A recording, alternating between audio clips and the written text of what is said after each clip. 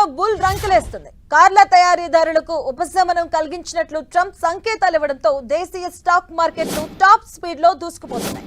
కార్లకు దిగుమతి భారం తగ్గించేలా త్వరలో ట్రంప్ నిర్ణయం తీసుకోనుండడంతో ప్రపంచ మార్కెట్లు స్ట్రాంగ్ గా ఉండడం మన మార్కెట్ల సెంటిమెంట్ ను బలపరిచింది. ఇవాళ ఆటో స్టాక్స్ మన మార్కెట్లను లీడ్ చేస్తూ ఉన్నాయి. ప్రస్తుతం సెన్సెక్స్ 1550, నిఫ్టీ 470 పాయింట్ల లాభంతో ట్రేడ్ అవుతున్నాయి. Tata Motors, L&T, Shriram Finance, M&M, HDFC bank 3.5 నుంచి 5% లాభంతో నిఫ్టీ టాప్ గెయినర్స్ గా ఉన్నాయి. ఇక HCL, Kotak Mahindra, Nestle, Asian Paints 6% నష్టంతో నిఫ్టీ టాప్ లూజర్స్ గా ట్రేడ్ అవుతున్నాయి.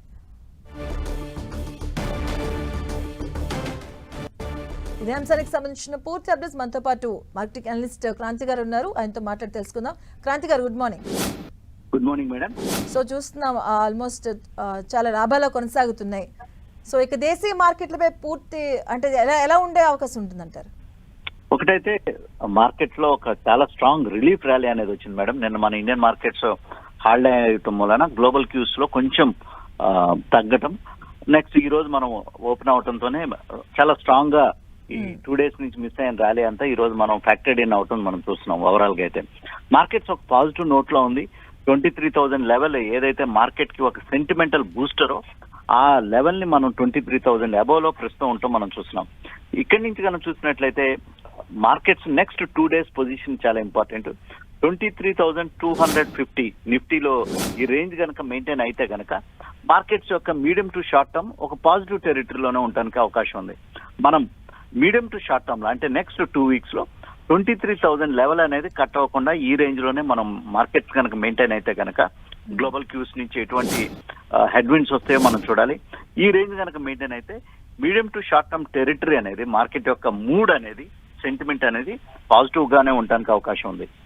అంటే మార్కెట్లు ఇంకా పుంజుకునే అవకాశం ఉంటుందా? అంటే వెళ్తే ఎంత వరకు వెళ్లే అవకాశం ఉంటాయి అంటారు?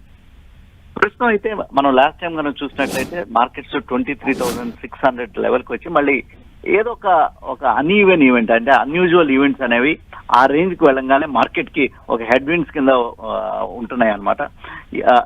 23,750 is the level. Medium to short term లో ఈ లెవెల్ ని చూడటం మనకి ఇంపార్టెంట్. ఒకటి డౌన్ సైడ్ లో కనుక చూస్తే 23,000 లెవెల్ అనేది చాలా ఇంపార్టెంట్. మనకి ప్రస్తుతం ఎట్లా మార్కెట్ మూడ్ ఎట్లా ఉందంటే మార్కెట్ మూడు ఎక్స్ట్రీమ్ ఆప్టిమిజం, ఎక్స్ట్రీమ్ పెసిమిజం. మనం లాస్ట్ ఒక 4-5 days back or 1 week back కనుక చూస్తే కనుక ఇదే ఫెరోసిటీతో మార్కెట్ ఫాలో అవుతా ఉంది. సో అప్పుడు వచ్చేసేసి ఎక్స్ట్రీమ్ ఫియర్ అనేది, ఎక్స్ట్రీమ్ పెసిమిజం అనేది మార్కెట్ లో ఉంది.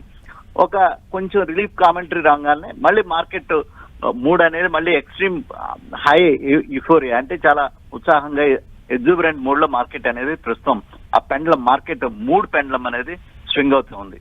ఇటువంటి టైంలో ఇన్వెస్టర్స్ కొంచెం అప్రమత్తంగా ఉండాలి. ఎక్కడైతే పొజిషన్స్ వీక్ పొజిషన్స్ ఉన్నాయో అటువంటి స్టాక్స్ లో కొంచెం ప్రాఫిట్ బుకింగ్ చేసుకోవడం కూడా మంచిది కింద మనం చూడాలి. సో మరి ఈ టైంలో మీ వైపు నుంచి వచ్చే ఇన్వెస్టర్స్ కి సజెషన్స్ ఏంటండి?